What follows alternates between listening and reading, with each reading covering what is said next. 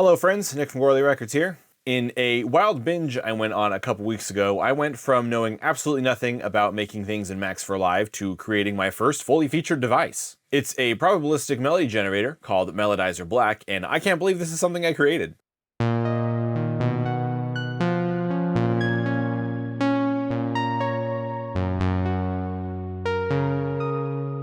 In this video, I'm going to show you all the features of Melodizer Black and ways I use probability to inspire new ideas. And if you want to purchase this device, I will put the link in the description below.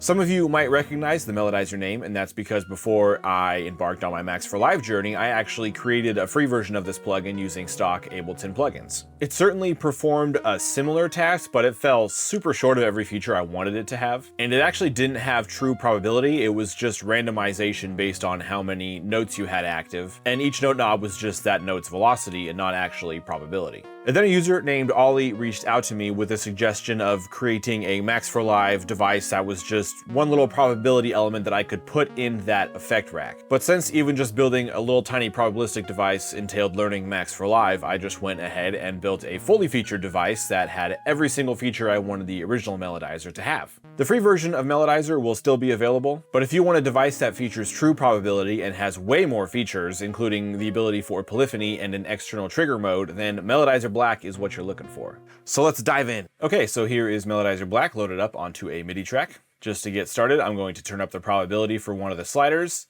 enable start on Melodizer, and then once we press play in Ableton, we will see that MIDI is now being generated. Now there are two ways we can have this control the MIDI of an instrument. We can either insert a MIDI instrument into this track, or we can also have this instrument be on another track and have this track receive MIDI from the Melodizer.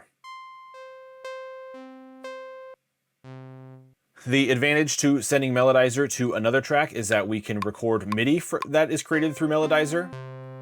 And this will allow us to come in here and take any of our favorite elements that was generated by Melodizer and create a different melody or adjust any notes, and just kind of gives you more control. And the only way in Ableton to record MIDI from any device that is generating MIDI notes is to send it to another track, and that's because any MIDI effect sits after the clips and arrangement view in the processing signal, and data only moves forward, it can't move backward, so you have to send MIDI to another track for any device that is creating MIDI notes if you want to record the MIDI. But initially, we're just going to work with analog loaded up on the same track as Melodizer. And just for the sake of some ear candy, I'm also going to turn on my send, which is going to crystalline, which is a really great reverb. Okay, so here we have all of the probability sliders for each of the notes. Turning these up will increase the chance that that note is triggered. So let's just turn some notes on here. Actually make this have this be a minor.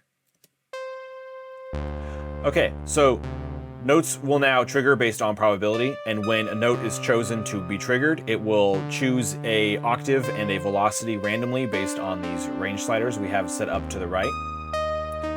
So these just set the minimum and maximum for both the note and velocity that is possible to play. These sliders can be adjusted in a bunch of different ways, and if you ever wonder what they are, there's actually some info text. So on the left side, you'll see all the mouse commands I put in there for what these sliders do. You can just click to drag the range.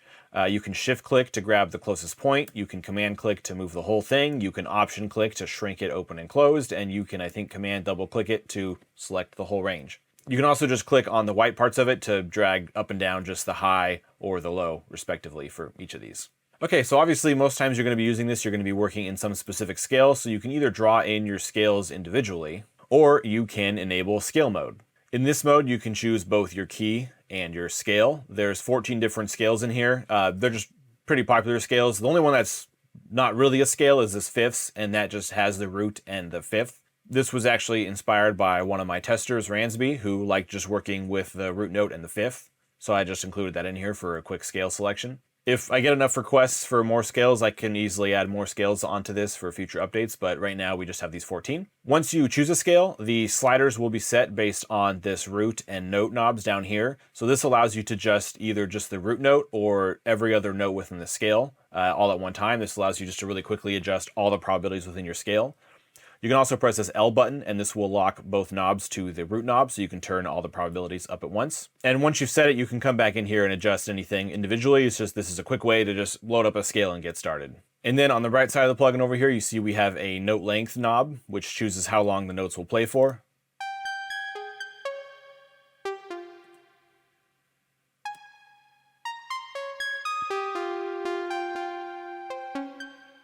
And then you also have this clock section here where you can choose the rate for the clock for how fast notes are generated.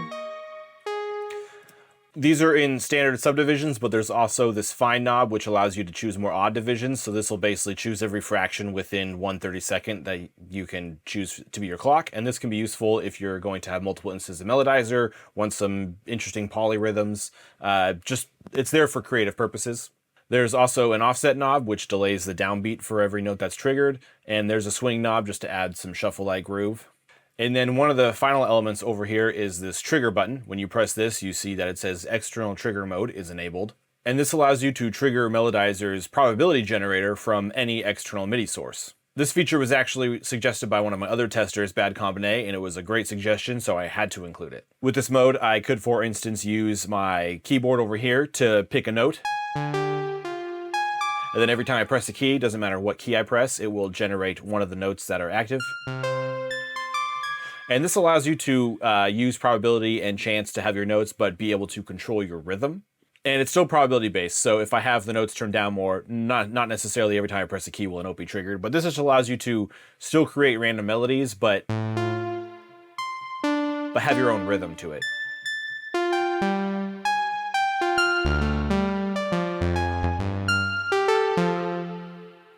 And you don't have to use a MIDI controller to trigger these notes. You could also just have MIDI that's somewhere else in your project triggering these notes. Okay, so let's say, for instance, I have this drum clip. And I maybe want to have a bass note triggered every time the kick goes off. What I can do is come here to Melodizer, set a more low note range. And then the MIDI from, we will choose our drums. Oops, let me name this drums.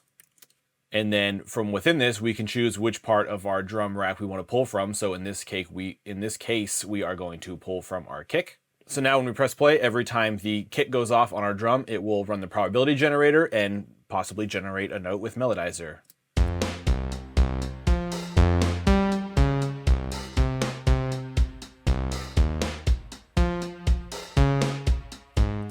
Or if I instead maybe want to use those hi-hats as my trigger, I can also just come in here and choose my hi-hats. Maybe select a higher range.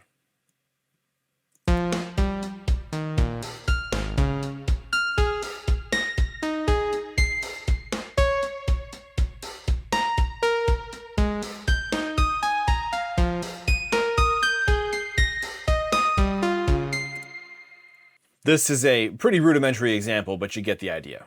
And because I can use any MIDI source, if I was actually playing these drums using like a drum pad, like an SPDSX, I could also use the drum pad to trigger these notes. So this is just another creative tool at your disposal with Melodizer Black. Another example could be I could take a chord progression. So here I have a chord progression in C# minor.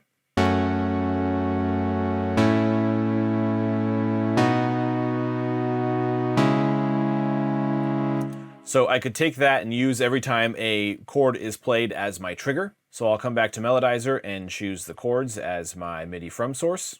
And we'll also set our scale to C# minor. And so let's say this time I want to arpeggiate the notes that are played. I'm going to bring in an arpeggiator and click this hold here.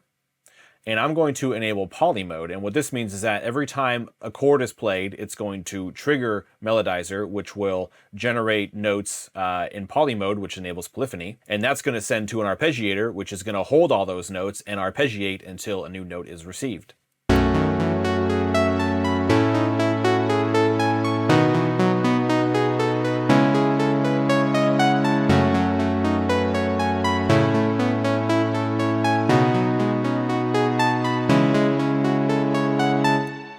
And speaking of poly mode, yes, Melodizer Black does support polyphony. This is something that I don't really see a ton in other probability devices, and I think some of the reason for this is that if you have the wrong settings, it can just kind of sound like a child smashing on keys.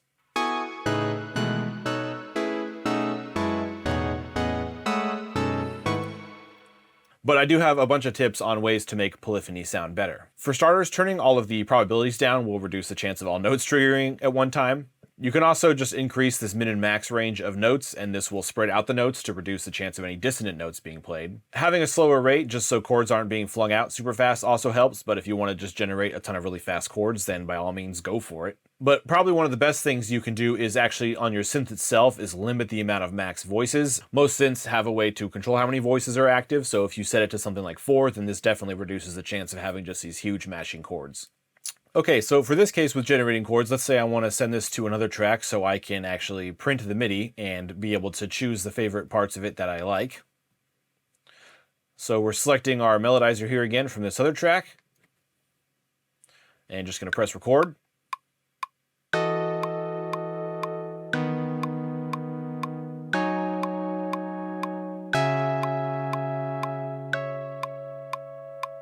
Okay, so I just let it record for a bit, and now I basically have all of these different chords that were generated, so now I can come through and pick some of my favorite chords, and hopefully we'll have a progression off of that.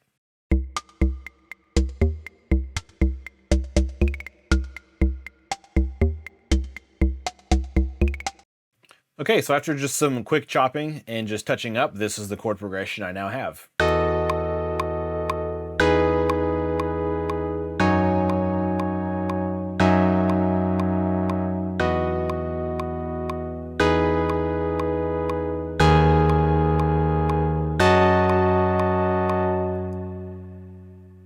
It just generates a bunch of chord voicings and progressions that I myself probably would have never played, so it's just a fun experimental tool. And if you ever just want to quickly disable all the sliders, you can also press this reset button, and that will just turn all the sliders to 0 and also turn the start button off. All of the parameters are also automatable within Live, which allows you to do all kinds of fun stuff with automation. So I'm just going to show you a potential way to get creative with automation. I'm going to create a new MIDI clip, and I'm going to make this 2 bars long. Now, let's say at the start of every 2 bars, I want a chord to play, and then for the rest of those 2 bars, I just want it to play a melody. We're going to set some automation on our poly mode. Essentially, I'm going to want this poly button just to turn on at the beginning of the bars and then turn off once it generates a chord. So I'm going to come into this MIDI clip and choose my mono poly button, and I'm just going to have it turn on at the start. I'm also going to have it turn on just at the very end of this clip, just so that it's on before the clock generates it. So now whenever I press play, it will start with a chord and then play some melody. Now I want these chords to actually last a little longer, so what I will do is I will map an LFO to the length knob. And I'm going to set this to a down and sync it with my clip, which is 2 bars. But I don't want it to go to 30 seconds, I only want it to maybe be, I don't know, 3 seconds or so, and I don't want it to drop to 0, so we'll go ahead and set that there. So this means my notes will start long, and then as the 2 bars progresses, they'll get quicker and quicker. And I also want to do the inverse to my clock, so as the 2 bars keep playing, I want my rate to actually speed up near the end. So what this is going to do now is it's going to play a chord to start the 2 bars, and then it's going to play a little diddly, and then it's going to generate another chord, play a little diddly, and yeah, should be fun. Let's see what happens.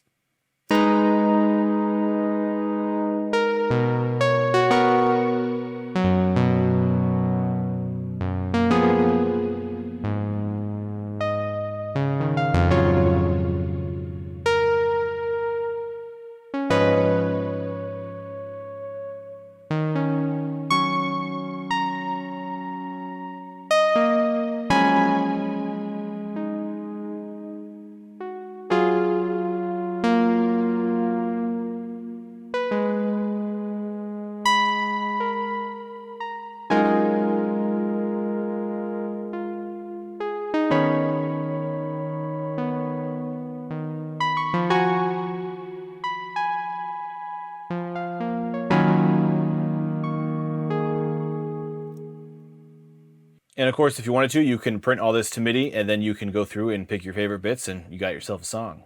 So let's explore some other ways we can get creative with Melodizer. A fun fact about Melodizer is that as long as the external trigger mode is disabled and you're using the built-in clock, is that MIDI will actually pass through Melodizer. What this means is I could, for example, play chords on the low end of a piano and have Melodizer generate melodies on the high end. In this case, I'm going to use Casio Keys, which is a free instrument I created for Ableton Live, which I will put the link for below as well. This is what it sounds like. And then when we press play, we're going to have Melodizer generate melodies on top of it.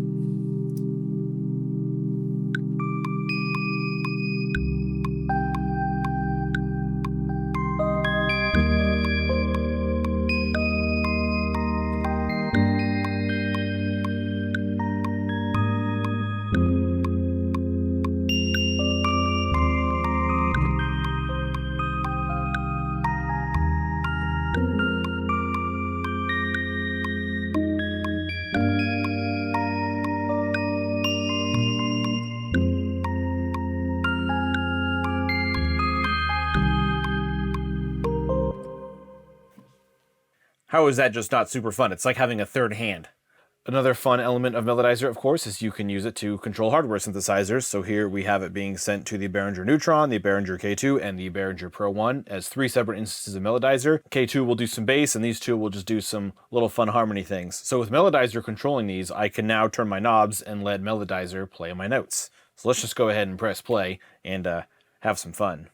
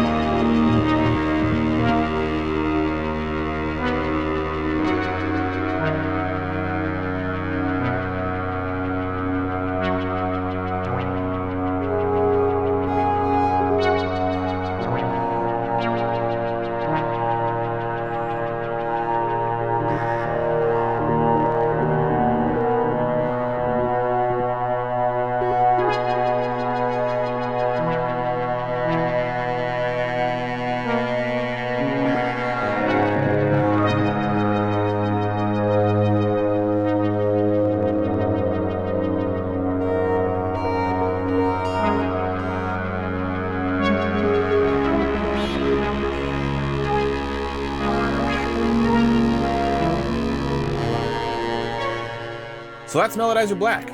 There's more tips in the manual, but this video at least gives you an overview of what this thing is capable of.